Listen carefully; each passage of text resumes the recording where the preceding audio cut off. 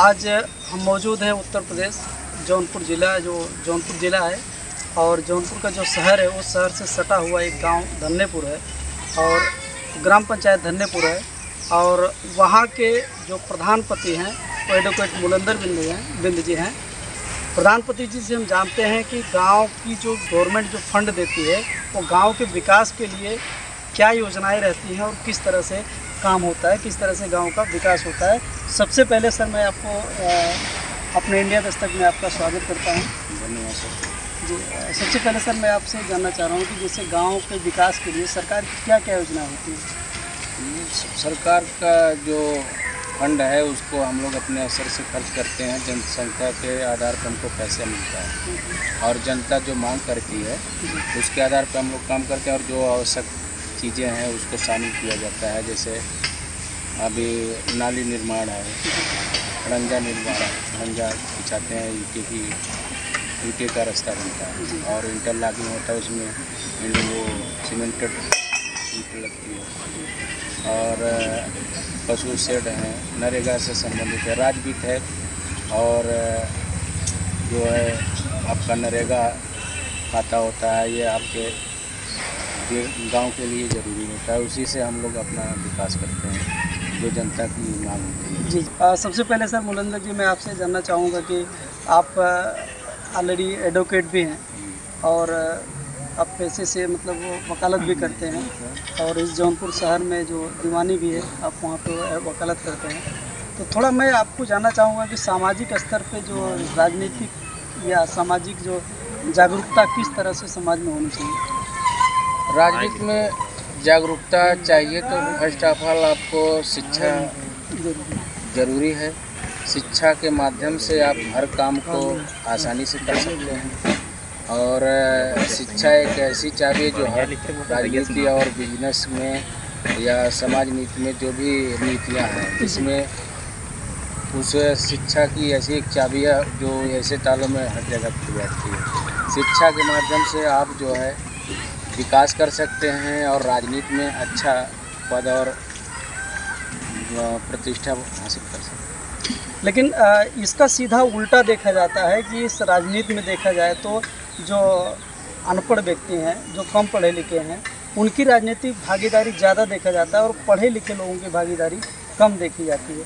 क्या कारण है इसका?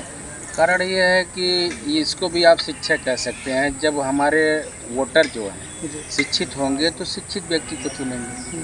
जाहिर सी बात है कि जो जैसा होता है वैसा ही उसकी संगत होती है, वैसे ही लोगों को आगे बढ़ाने का प्रयास करता है।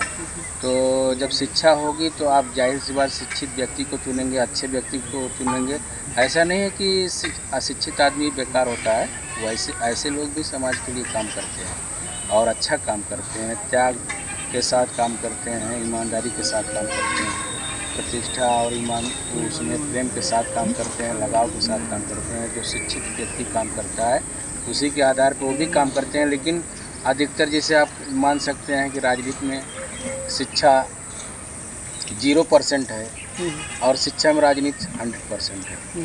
तो राजनीति में शिक्षा 100% हो जाए तो उसका आप भी जानते हैं कि लाभ लोकतंत्र और मजबूत लोकतंत्र मजबूत होगा और आपके देश की छवि, समाज की छवि, गांव की छवि और गांव के लोगों का विकास बहुत अच्छा हो। मुलंदर जी एक चीज़ और जानना चाहूँगा, क्या आप जो है किसी राजनीतिक दल से जुड़े हुए हैं? अभी तक तो मैं नहीं जुड़ा हूँ और राजनीतिक दल सभी अपने हैं, राजनेता सभी अपने हैं। सबसे पहले मैं समाज सेवा को ही इज्जत देता हूँ, तवज्जो करता हूँ कि समाज सेवा मेरा सबसे पहला धर्म है और सभी पार्टियाँ अपनी हैं। सभी पार्टियों ने देश के लिए, समाज के लिए अच्छा काम किया है। आने वाला 2024 का जो चुनाव है, 2024 के चुनाव में भारतीय जनता पार्टी बड़े बड़े दावा करती है कि भाई फिर से हमारी वापस सरकार बनने जा रही है। इस उत्तर प्रदेश में आने वाले समय में क्या लगता है कि वापस बीजेपी सत्ता में आएगी या सपा या बसपा का जो गठबंधन है या अदर पार्टियों का जो गठबंधन है वो लोग सरकार बनाएंगे?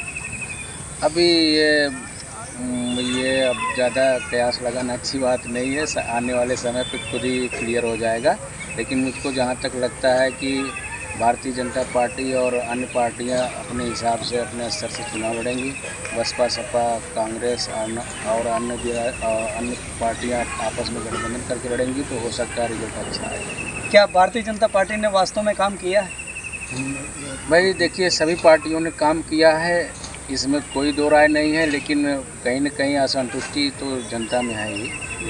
और जो भारतीय जनता पार्टी अगर सुधार लेगी तो उसका अच्छा रिजल्ट मिल सकता है। अच्छा, महंगाई के मुद्दे पे आप जो है ना, सरकार को क्या लगता है कि महंगाई के मुद्दे पर सरकार पूरी तरह से मुझको फेल दिख रही है। महंगाई अगर यदि कंट्रोल कर दिया जाए, महंगाई को कंट्रोल करने से के लिए आपको काफ़ी मेहनत करना पड़ेगा, और महंगाई कंट्रोल हो जाएगी तो जो गरीब तबका है, समाज का सबसे नीचे वाला तबका, वो काफ़ी राहत महसूस करेगा। इसमें एक बेरोजगारी का भी मुद्दा है कि बहुत सारे पढ़े लिखे लोग जो है बेरोजगार घूम रहे हैं, और उनका ये आरोप है कि भारतीय जनता पार्टी के शासन में बेरोजगारी बढ़ गई। मुझको भी लगता है बेरोजगारी बढ़ी है, और कहीं न कहीं इसमें सरकार खेल रही है। रोज़गार एक ऐसा चीज़ है जो आप अन्य चीज़ों को ना करके एक बेरोज़गार को अगर आप यदि रोज़गार दे देते हो तो उसकी सभी मंशा पूरी हो जाती है। और ये रोज़गार ही हमको लगता है कि सबसे अहम मुद्दा होना चाहिए किसी भी पार्टी में। रोजगार का मतलब क्या सरकारी नौकरी होता है? सरकारी नौकरी है, और कौशल विकास है। सरकार अन्य कई प्रकार से युवाओं को प्रशिक्षित करने का काम कर रही है, और मुझको लगता है कि सरकारी नौकरी के साथ साथ और भी बिजनेस के लिए और व्यवसाय के लिए लोगों को जागरूक किया जाए। जैसे कृषि है, पशुपालन है, कृषि पालन है, और नौकरी है तो भाई नौकरी तो अपने आप में संपूर्ण है। और इसके लिए भाई सब नौकरी तो सबको मिल पाना संभव नहीं है, लेकिन कृषि और पशु और अन्य